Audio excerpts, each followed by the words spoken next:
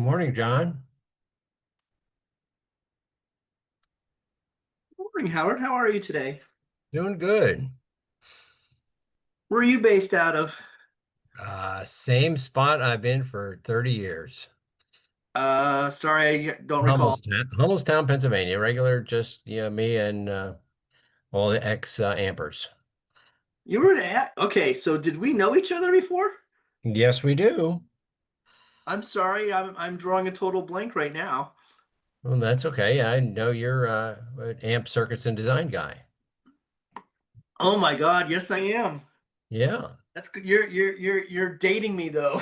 Is my picture showing? Yeah. Hi. Yeah, I'll show you. Yeah, less hair. And here I am and agreed, less hair. I Yeah, you've made a big impact on IEEE group. like to think so. Yeah. It's been a Well, you've got a great background. oh, I do, don't I? Mine's super boring. And I just finished my other side of the wall. So here's my other side of the wall. So I've got Prince, the Struts, Ozzy, Queen, Oh my man. IEEE. And Well, I don't have any windows in my office, so I gotta make myself happy this way. yeah, I see a amp patent plaque up there. No, that's not an AMP patent plaque. That's actually my IEEE awards. Oh, good. I've got the AMP patent plaques packed because I just ran out of room. Yeah, mine are in a box in the basement. Yeah, big stack of them. So where are you located? I'm located in Hershey. Well, I Oh, shouldn't say Hershey. I'm actually at the intersection of 22 and 39 over by Sioka, yeah. Yeah, back in there. I'm close by Indian Echo Caverns on Middletown Road. Ah, It's in South well, Point. we'll have to meet up at Trogue sometime. That's right. So I'm going to turn off video because I don't know what the rule is here. No, it's welcome to turn it on. It Hi, turn, John. Turn it turns on, out okay. John is Yeah, my neighbor. yeah, that's amazing that And it's yeah. not amazing. He's an amp guy or a TE Well, no, AMP, right? That's I joined AMP in 80 May of 88. guy. So you got me on it by 10 years. Really? Yeah, I started in 78. Oh, okay. I went the wrong way. I thought you said I was ahead of you by 10 years. No, no, I retired from amp or TE 2 years ago. So what are you doing 3 here? years ago. Consulting?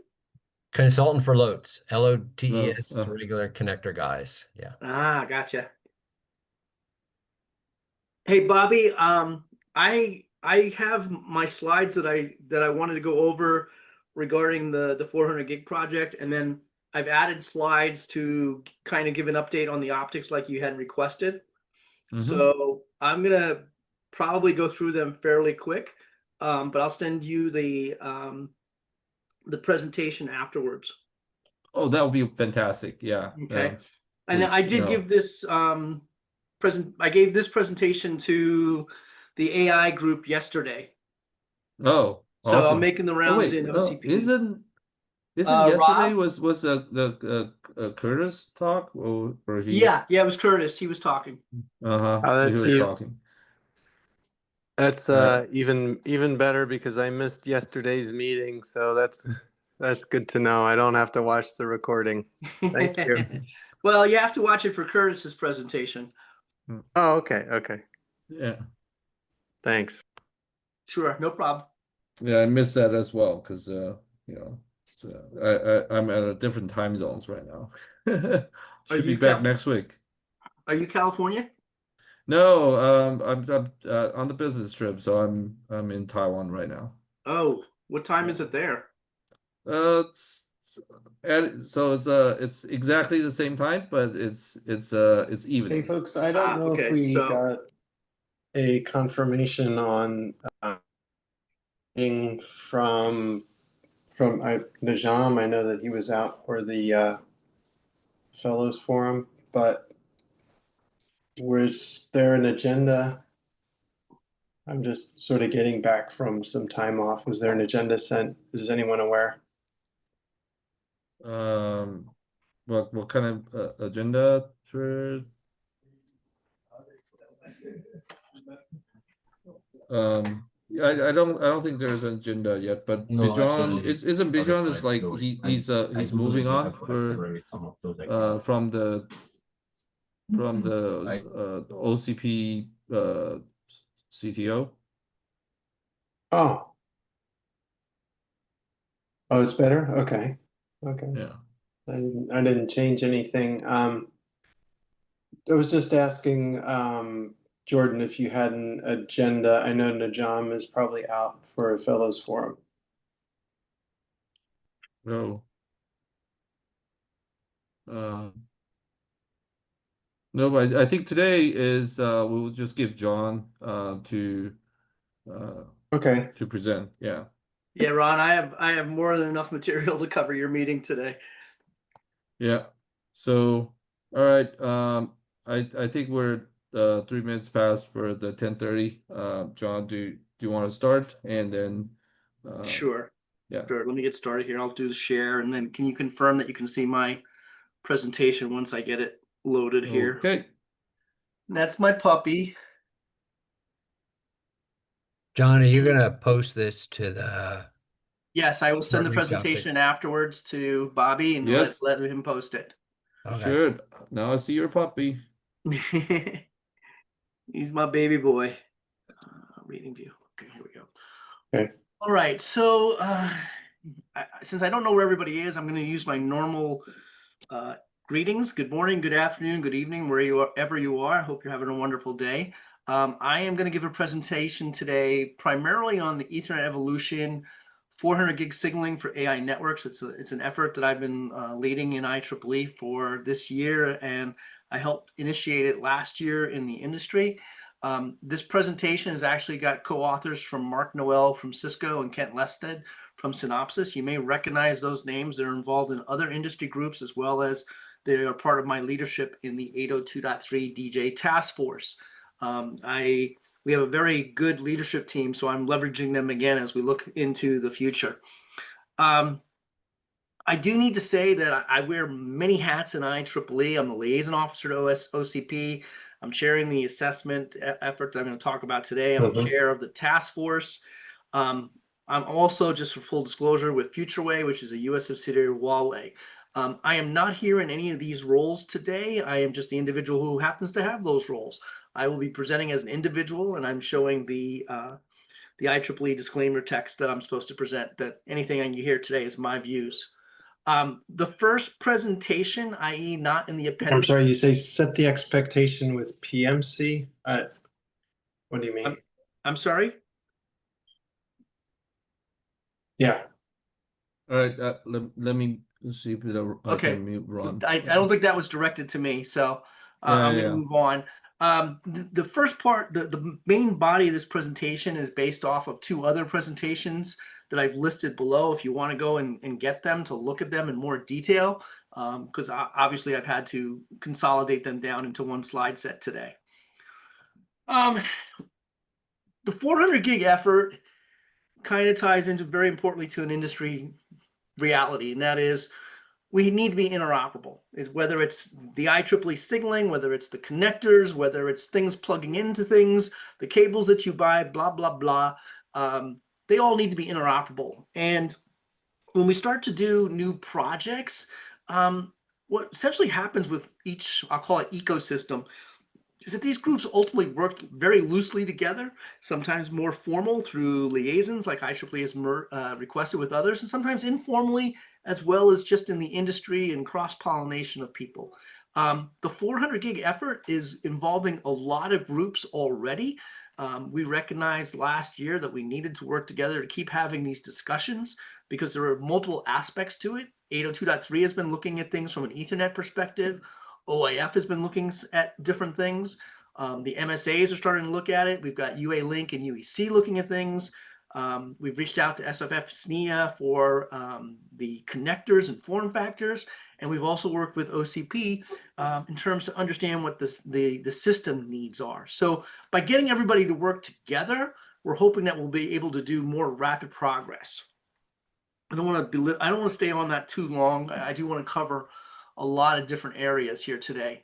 So as I said, we're working together now on what we call the incubation stage, right? And that's where we're trying to figure out what exactly it is we need to do, prioritize the requirements, bring input in from not just network operators, but also from the various industry organizations and their customer base or membership base, and trying to bring all this in to define what exactly the needs are from an Ethernet perspective.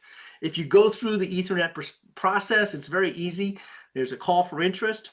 You have to get a vote to get things started. You then go into the study group where you have the formal adoption of the project objectives and the project authorizations, and then you move into task force.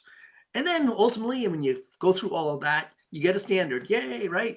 So it's fairly straightforward process, but obviously with anything simple, like the game of Othello, minutes to learn, a lifetime to master. Probably speaking a little bit too easy on it. The reality is there's a lot of rules that the leadership has to take care of, and just trust me to do that. As I said, I'm leading an effort already inside of IEEE to assess what the Ethernet for AI requirements are. There is already a activity under our new Ethernet applications ad hoc. This is not a formal IEEE project. That's part of the process that we have here. It's what we call a pre-par project, but it's open to all. And there's the home page. If you want to join the reflector, there's reflector information. And if you're interested in electrical channel data, we've already started to get some data together. So this effort is moving quite rapidly. I would encourage you to join the reflector to become aware of what's happening. And that's where all the meeting announcements are, and publications will be announced there, such as more channel data. So I would encourage you all to join that. The meetings also are open. Some of the if the meeting has a face-to-face component, then it most likely is at a meeting that requires registration and registration fees. But we are primarily working through teleconferences, and those are open to all with no registration or registration fees. Okay, so I took out the slide that talks about, what are AI networks? But I think hopefully at this point, everybody recognizes there's the front end, which is your traditional Ethernet. There's the back end scale up and the back end scale out. And the question that I have posed to the industry is, well, what are the requirements? And I think, we've had a lot of people presenting things, but in a lot of cases, they're not necessarily succinct in terms of what those actual needs are. We're starting to gather some of that information. Please note that all these slides are pulled together. So in some cases, they may need some slight updates, but not too much.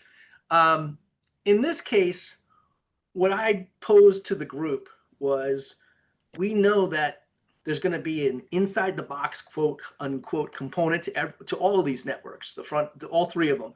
And they're going to need electrical interfaces for chip to chip connections and chip to module connections.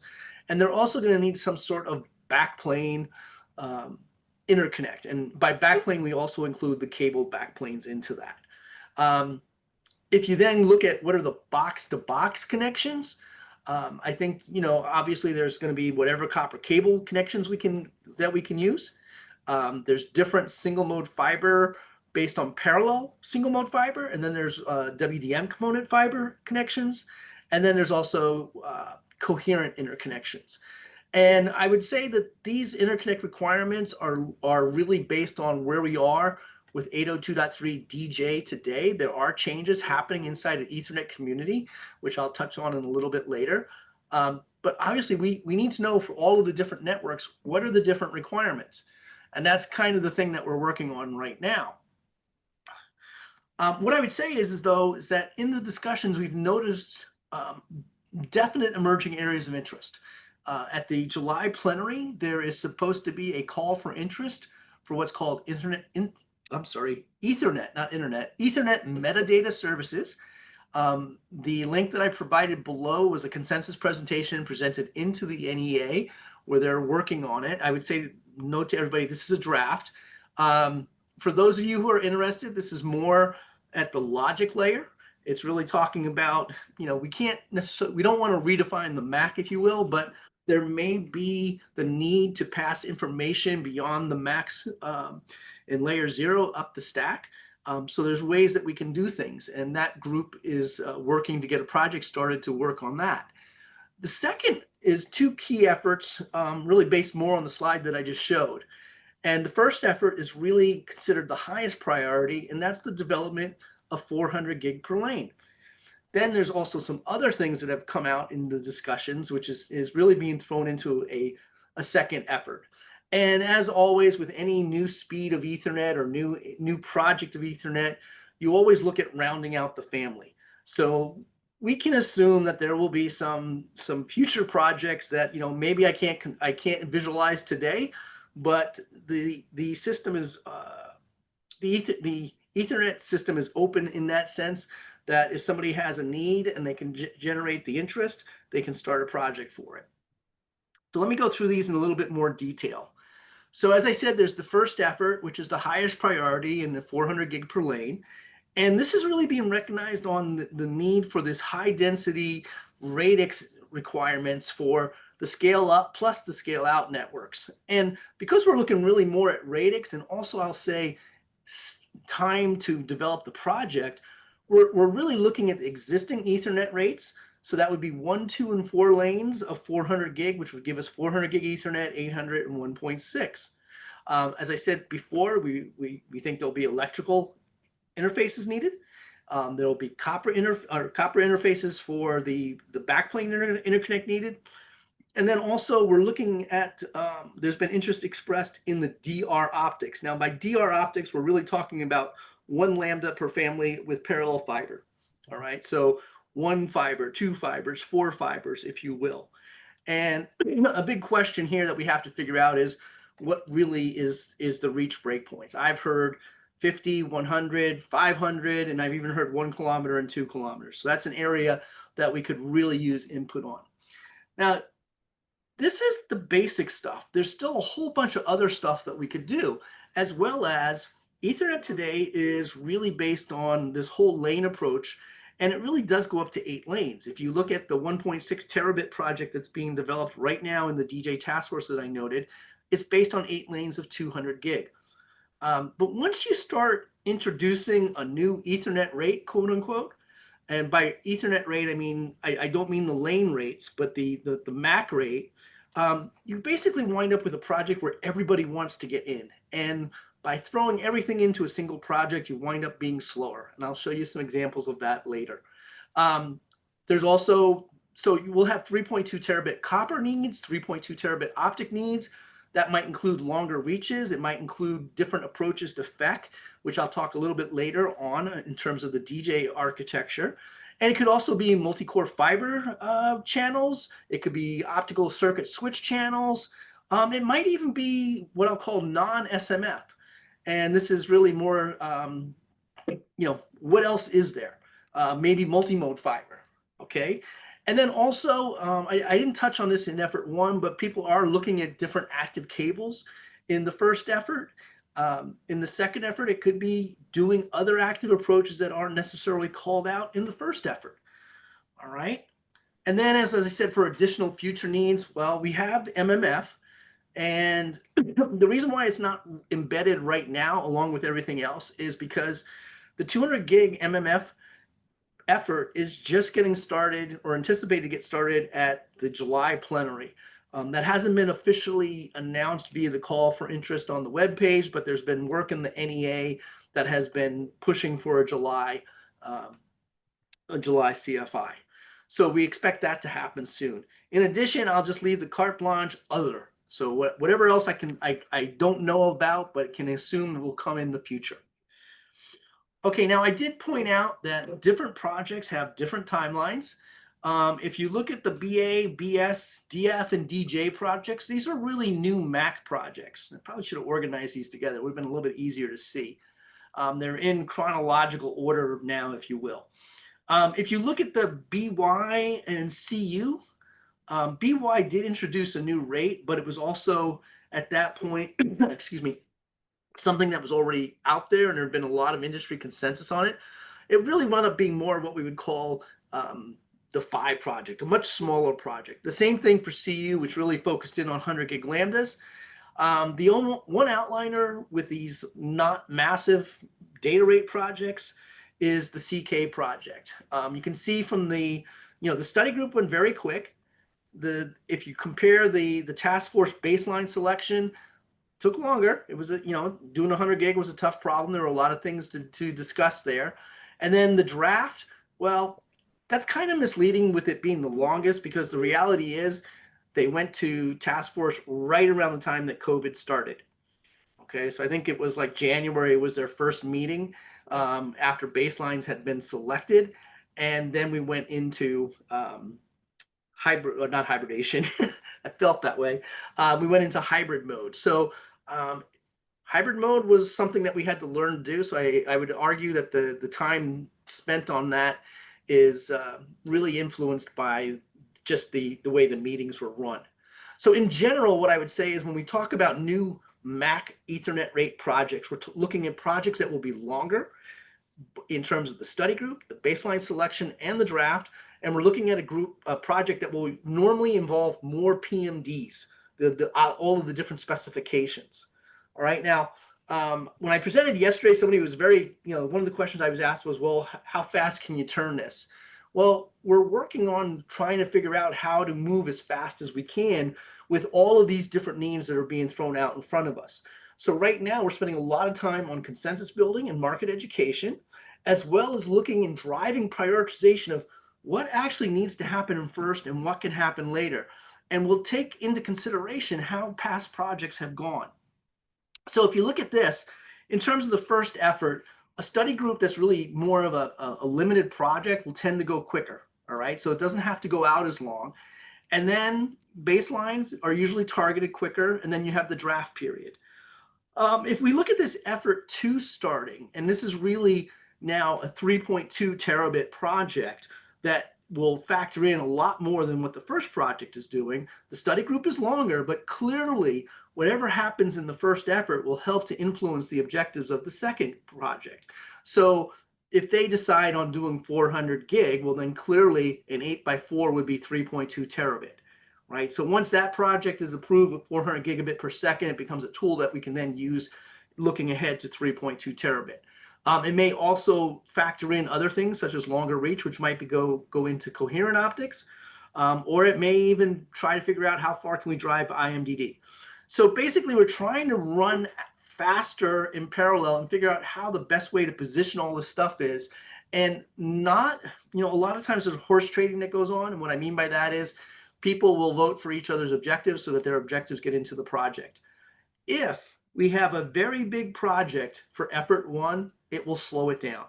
So we're trying to make sure that everybody knows there's a home for your efforts, but it's really important that we get effort 1 out quickly, not just because the industry needs it for the AI, but because we're going to need it for 3.2 terabit, which all of the different networks in the AI network sphere are going to need. Okay, so we're planning to succeed and planning to move as fast as we can.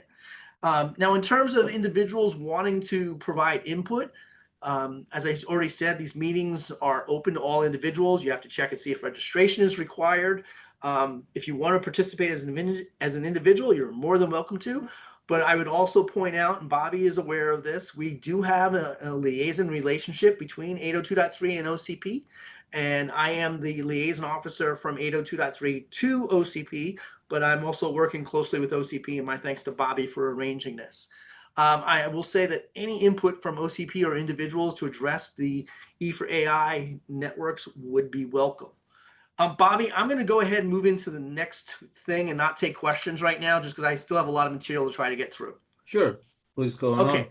So Bobby asked me to give like an update on optics as well. So I figured I would start with DJ. I do want to note that my co-authors haven't seen these slides. So these slides are by me. Okay. They're slides that we use, but they haven't seen the final product. So I don't want them to associate these with me. Okay. So if you look at the DJ objectives, this is a simple chart that we have. We have the signaling rates that are being used, because in some cases 800 or 100 are being used for very specific instances. Our chip-to-chip interfaces are referred to as AUI in our chip-to-module. Our backplane connections is one, copper cables. And I should point out that for the copper cables, we're really looking more at a box-to-box copper cable, not like something that would be inside of a pod, which really would probably leverage the backplane cable spec. We also have all of these different single mode fiber solutions. Okay, so from 500 meters to 40 kilometers. I'm going to go through the slides quickly. We kind of explain all this in these slides. So if we look first, everything in this gray box, and I think I better update that, Bobby. You can barely see that gray box goes around here. This is all copper stuff, okay? Then if you look at the stuff inside of the inside of the red box, we're talking about IMDD optics. And then we also have coherent optics for the down here, all right? And you'll see that there is an overlap at 10 kilometers. A lot of this is really channel driven, where we expect the LR1 to handle more, I'll say, more difficult channels that coherent optics are associated with. Now, if you go to the next thing in terms of the modulation types, you'll see that PAM4 is used pretty much everywhere under 10 kilometers.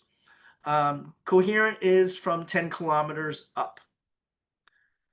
And then if you look at the different optical mediums, when we look at the stuff in blue, this is really either a single, it's really just single lambda per fiber. And there may be 1 to 8 fibers in that link, all right? In terms of this orange box right here, this is all WDM optics, so a duplex fiber, where we're using multiple lambdas to send the signals. And then down here in the green, we have the single coherent lambdas over duplex fiber. All right. So we do have 3 different optical technologies already being developed as part of DJ.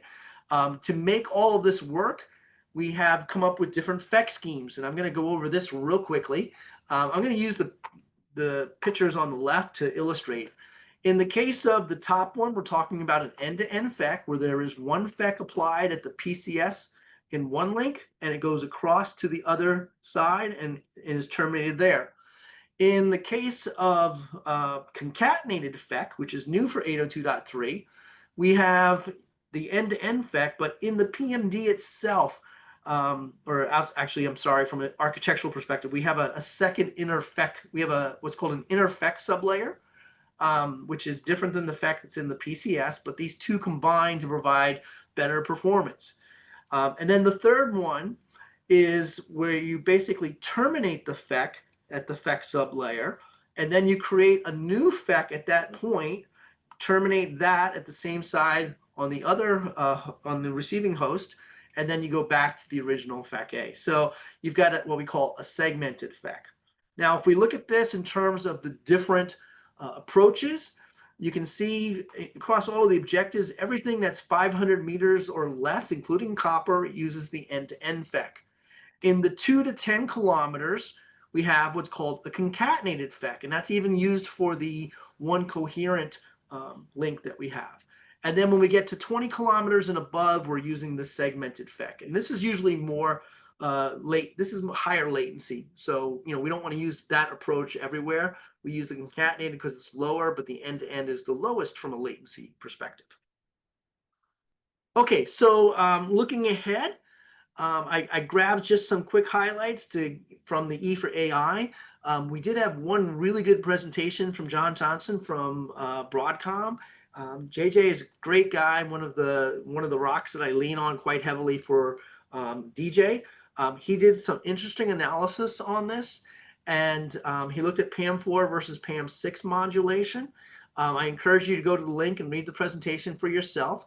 One of the interesting things that he did, or observations that he made, was that he saw 500 meters being able to be support 400 gig on the CWDM 20 nanometer grid wavelengths, regardless of whether it's PAM4 or PAM6. If we go to 2 kilometers, we may need tighter fiber specs. So it could be another effort where we have to work with the ITU to come up with better specs or better understanding of the specs.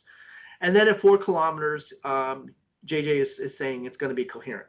Okay, so that's just a real quick summary of that presentation. We also now have also heard in the E for AI the proposal to consider multi-core fiber. I think some of you may be aware of this. It had a lot of play at OFC this year. You can go to that same presentation. And people have been saying that maybe we should consider this in the E for AI. Obviously, will consider anything at this point, and it'll have to go through the process. But we do need to point out that at this point, there is no fiber standard. And there are communications going between 802.3 and ITU-T. ITU-T has started a project to do the multi-core fiber for submarines, and they contacted IEEE about data centers. So we have some ongoing communications between the two of us. I would say in general, though, where this whole effort is, and I kind of pointed this out early on in the presentation, we don't know what the objectives, both the mediums and the reach, are going to be needed for the E4AI effort. I think the near term, we're looking at something in terms of DR optics and shorter reach, but the longer reaches that are going to be needed and what the mediums are is not clear. So that would be input that we could use. So Bobby, I am done, and I think that took 25 minutes. Sorry, I tried to do as quickly as I could, but you can see there's a lot in there to cover. Thanks, John. And anyone that has questions? I think we have like 2 minutes left.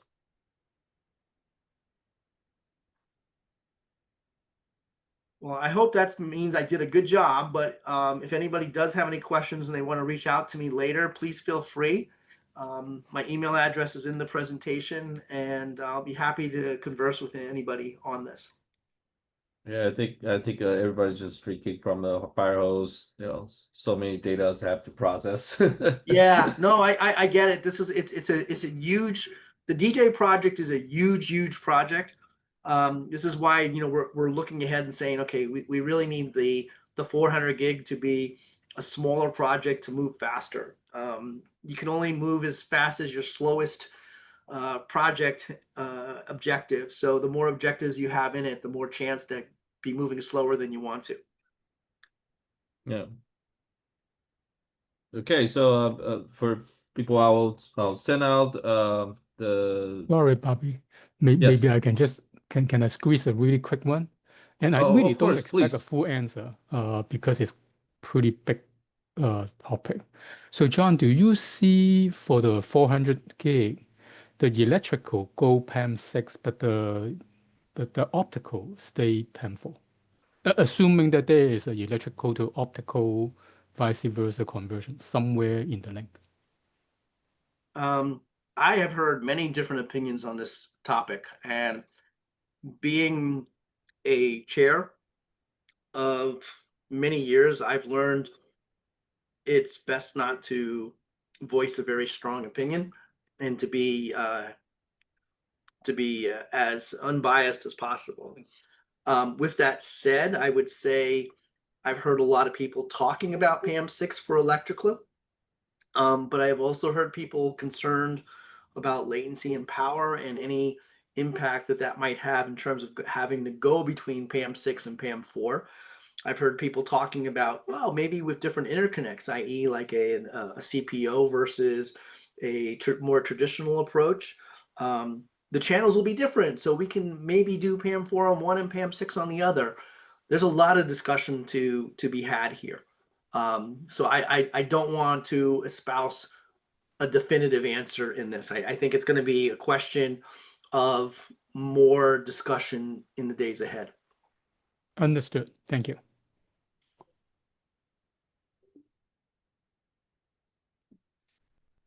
Okay, so Bobby, I will, I'm going to just make that one editorial change to make that box more visible, and then I'll PDF and send this out so you can share with the group, okay?